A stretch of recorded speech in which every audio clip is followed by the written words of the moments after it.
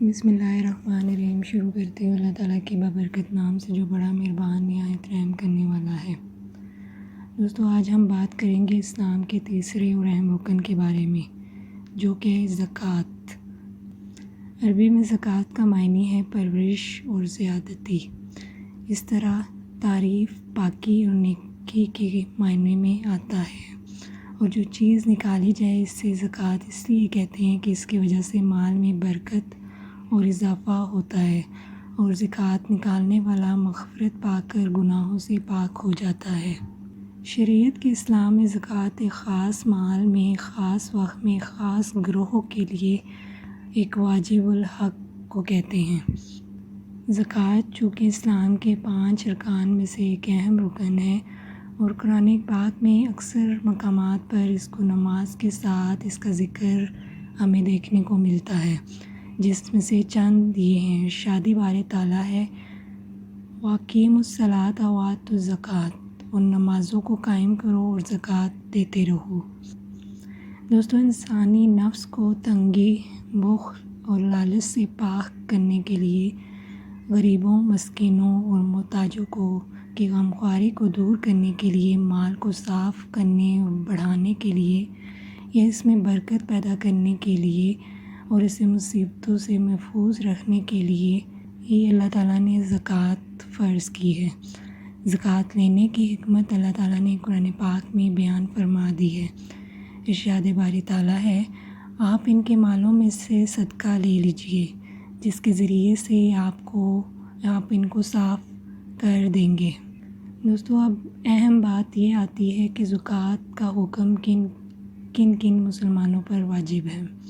تو ہر مسلمان صاحب نصاب پر چند شرطوں کے ساتھ زکوٰۃ فرض ہے، یہاں تک کہ بچے اور پاگل کی طرف سے ان کے سرپرست پر یہ واجب ہے کہ وہ زکوٰۃ نکالیں گے، اور جو لوگ جانتے بوجھتے اس کی فرضیت سے انکار کریں گے وہ کافر کہلائیں گے، اور جو سستی اور کنجوسی کی وجہ سے اس کی ادائیگی میں کوتاہی کرے گا وہ فاسق کہلائے گا اور کبیرہ کا مرتکب ہوگا، اور اگر اسی حالت میں وہ مر جائے گا تو اس کا معاملہ اللہ تعالیٰ کی معصیت میں موقوف ہوگا۔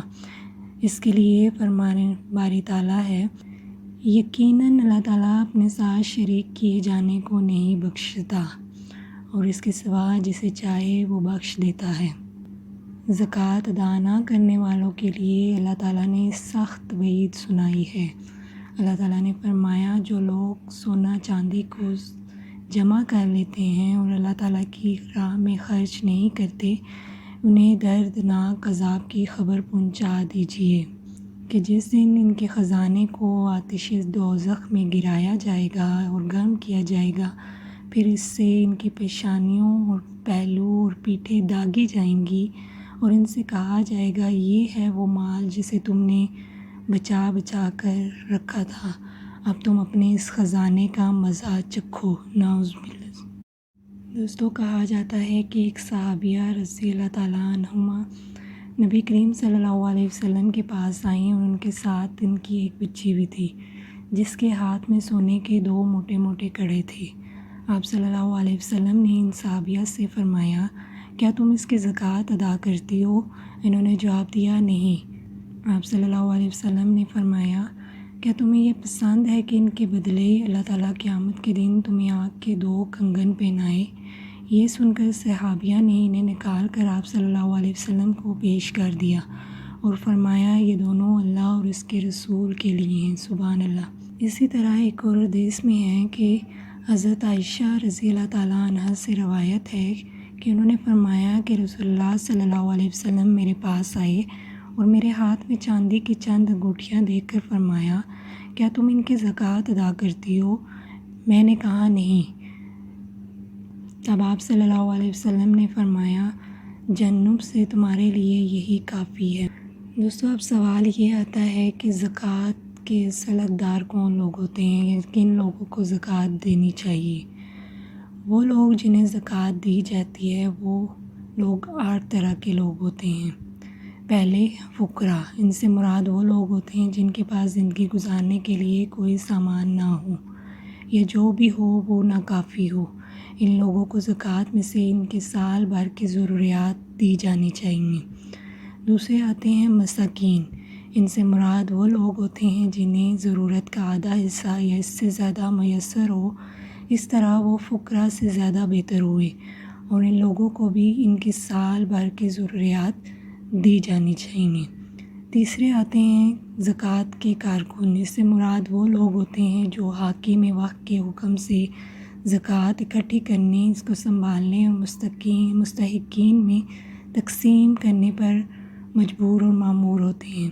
ان کو ان کے کام کی اجرت کے بقدر زکوٰۃ دی جاتی ہے۔